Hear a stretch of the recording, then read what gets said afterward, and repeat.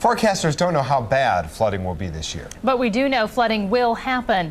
The National Weather Service says the Red and Minnesota rivers could flood nearby towns as soon as tomorrow. The Mississippi River south of St. Paul also is likely to rise above flood stage this spring. Folks about an hour southwest of the Twin Cities are already seeing the high waters. The Minnesota River near Henderson is up more than 10 feet just since Friday. That's where our Brad Rogers is live this morning, and it doesn't look too good out there, Brad.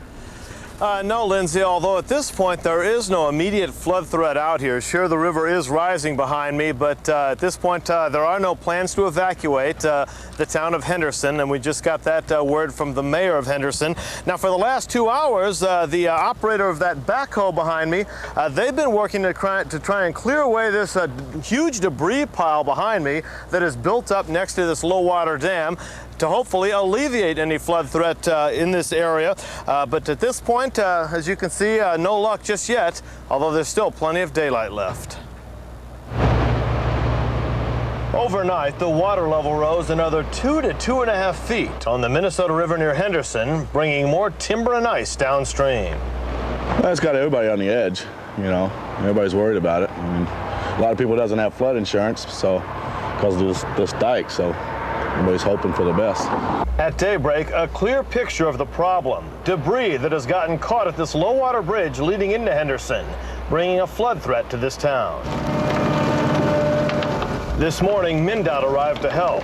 Families gathered at the bridge to watch this huge metal arm and claw try and break this debris free. There's one pier that's holding all the logs out there, one log against the piers, and so until we can get that one log, it'll take a little while. Then it'll all go through. This bridge in particular has a lot of piers in the river, and so it catches a lot of debris. Every year we get more debris, but this year we see a lot more ice. We haven't seen that for many, many years. It's a lot, but it's not unusual. The water comes up, the dead wood has to come with the water, so that's what happens. Dolores Hagen, a longtime resident and wildlife photographer, says she's not as concerned with the flooding as she is about the waterfowl. This spring has been especially hard on the returning geese, duck, and blue heron. And they're standing in 3 inches of water trying to find fish. You know, if you can be glad about a flood, I'm really glad about it now, because now that wildlife, or at least the waterfowl, have a place to go.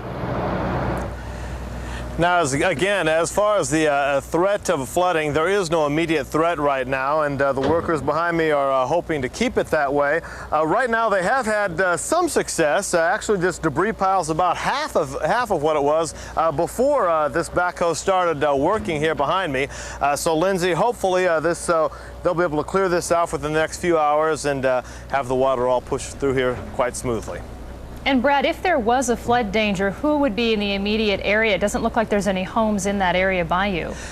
Actually, just across the bridge here, I don't know if we can zoom in at this point, but you know, just across the bridge, this actually leads into the town of Henderson. They do have a state-of-the-art dike system built up over there, and that they can close that off to keep any sort of floodwaters away from the town. That is something that they have that's new to the city to help protect the homes and the businesses in downtown Henderson there. Sounds like they're pretty prepared. Thanks, Brad.